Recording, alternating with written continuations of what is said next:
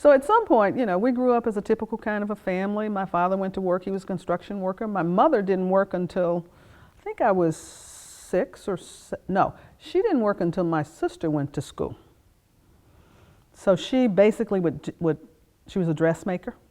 She'd make cakes and she'd do things from the home. But a full-time job outside of the house she did not have until my sister was in 1st grade, which meant I was 11. Mm-hmm. So would that be that your family was middle class? How would you, economically, where would you say your family fell? We were poor folks, but we had chickens and we had all kinds of things that we had a garden usually. And my grandfather, the minister, and my father would raise hogs. So we were, you know, we were probably poor folks, but we didn't know that. And my mother made clothes for us, so we always thought we looked great.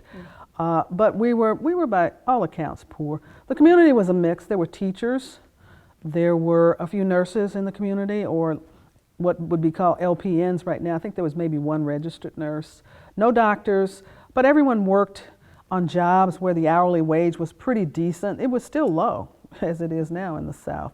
So it was those kind of things. And then my grandfather and grandmother, that was my father's parents, lived, maybe less than a mile, because we'd walk over there all the time. And then all the relatives. My mother's family was much larger.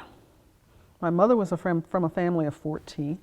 My grandmother and grandfather had a farm about 25, 30 miles from us in Wilson County. We lived in Davison County. And a lot of kids, a lot of cousins. When we get together for 4th of July and Christmas, there'd probably be 75 to 100 of us, and it kept growing. Just cousins? Just cousins forever, and the 14 brothers and sisters. And my mother was between 2 brothers who were ministers. Mm-hmm. So, and they were a singing family, so we'd always have church sing-alongs and everything else. My parents met as a result of my grandfather being the minister and my other grandfather being the trustee that hired him.